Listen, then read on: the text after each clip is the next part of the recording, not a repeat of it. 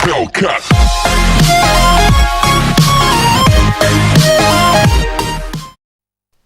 Hello and welcome back to the channel where once again it's time for another Sega Saturn review. Today we have got the conversion of Sega's arcade game Virtual On Cyber Troopers, which hit the stores here in the PAL regions at the tail end of 1996.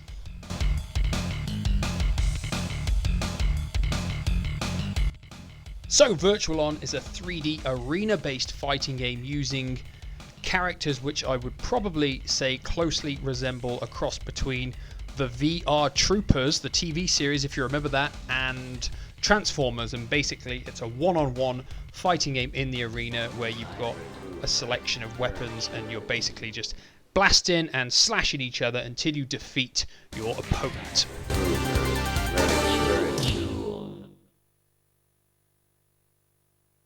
So once you hit the main menu, you see you've got arcade mode, versus mode, ranking mode, replays, records, and options. Heading into options, it's pretty much straightforward stuff, setting the time limit, the number of rounds, the difficulty, how you continue, whether you can change your character or not, how the screen is split in two-player mode, machine, select whether it's normal or quick, your key configuration, and your sound. And that is it. Pretty straightforward stuff. So of course the main bulk of the game is the arcade mode, which has you select a unit and then progress through the rounds. And there are 8 characters for you to choose from at the start of the game. Those being VR Temjin, VR Dorkers, VR Feyin, VR Belgdor, Viper 2, Balbazbo even, sorry, Arfamd, Raiden is the last one.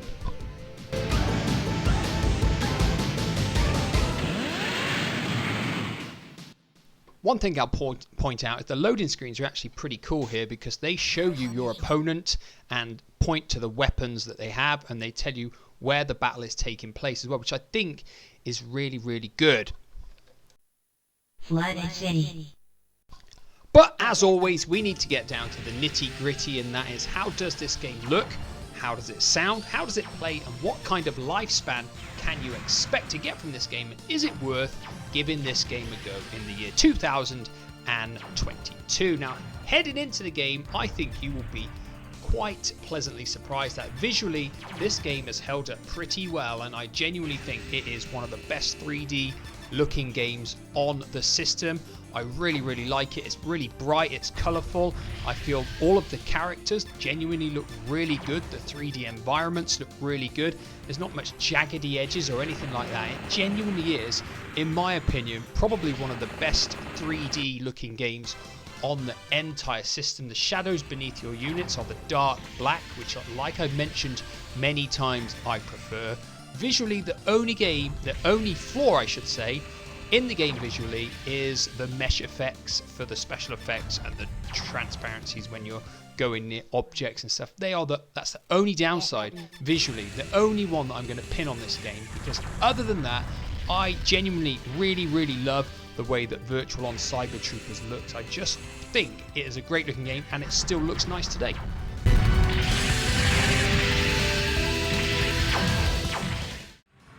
Now I'm going to talk about how it plays next, basically because this game is a bit of a yo-yo experience, because we kind of go from one extreme to the other. And the way it plays, I'll tell you the layout first of all. With the standard control pad, your D-pad moves you. L rotates the camera to the left, R rotates it to the right. A fires or uses your left weapon, and C uses your right weapon. B is dash. X and Z are jump, and Y is your centralized, more powerful attack. Now the control setup, in theory, is absolutely fine. Obviously you can use the dual joystick controller if you've got it. I don't have it. That controller is very expensive to pick up now, so I'm basing my review and the way it plays purely on using a control pad, and it's got some issues. I feel sometimes the game feels like you're executing your attacks straight away as soon as you press the buttons. Other times it doesn't. Now obviously your weapons have to recharge after you've used them a certain amount of times, which is fine, but sometimes you're there spamming the buttons when they're charged and you just don't feel like your attacks are coming off that easily. Now, using the L and R's to rotate the camera as well isn't very good. It feels sluggish. Sometimes you'll rotate it too much, and it is really hard to use the camera to rotate to face the opponent in the right direction. This is a fundamental issue, I feel, when you use the control pad. There is a solution, however, because when you press the jump button, your character will automatically turn and face the opponent, which helps you a lot. You will find yourself jumping a lot in battles to turn around and face your opponent. In terms of your attacks, there's not much variety. Like I said, A does a left side of the attack, C does a right side of the attack, and Y does your centralized, more powerful attack, which is pretty much your best one. And that is it. There's no combos, there's no other secret hidden attacks. That is it. It's very limited in terms of what you get. So in terms of the gameplay, it's pretty shallow and pretty repetitive. It's okay for a short burst, but if you're looking for an in-depth fighting experience, you are not going to get it with Virtual On.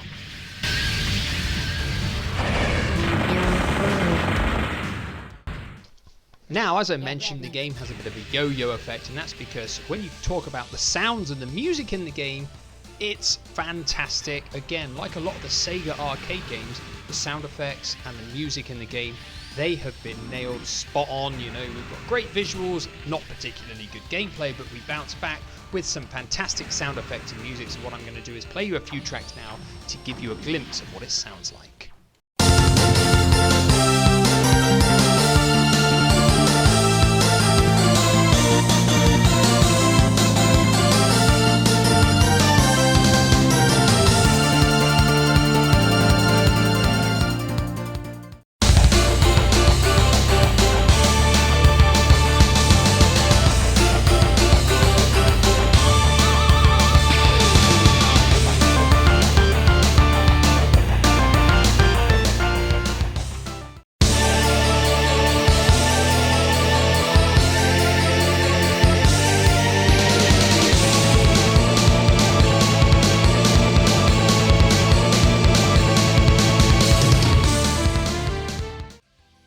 So what kind of lifespan can you expect to get from Virtual On? Well, the arcade mode is pretty standard stuff. It's going through each opponent one at a time. You've got the mid-boss Jaguarande, and then you've got the final boss at the end, who is particularly tough, I will admit, to face. You've got a ranking mode where you're analysed and given scores after you've gone through one opponent or several opponents. It's up to you. And of course you've got two-player split screen, which does run and perform pretty well, if I'm perfectly honest. The downside is, lifespan wise, is the gameplay is pretty shallow.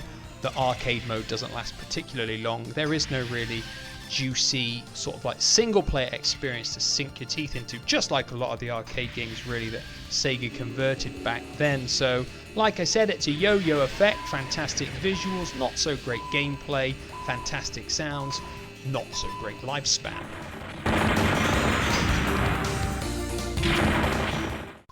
So the question is it worth playing today in 2022? In my opinion, yes, it's worth a go. You may well enjoy it more than me. If you've got the twin joystick controllers, it may well be better to play. Obviously, I can't comment on that. My thoughts are from a joypad experience, and I don't think it's that great in that regard. It's not too expensive to buy. I think it's £18 at CEX currently, so, you know, if it takes your fancy, it may well be worth having a go, adding it to your collection. The other question is, does it make our Saturn top 10? Now, it's a yo-yo effect game. Like I said, it's got ups and downs, and for that reason it doesn't quite get on our top 10. I don't feel it is quite as good overall as the games that we have in our current top 10. What are your thoughts on Virtual On Cyber Troopers? Do you feel I was a bit harsh on it maybe in the gameplay or not? Do you still play it to this day? Let me know in the comment down below, and as always, I will see you again soon for some more roulette and Saturn reviews. Goodbye for now.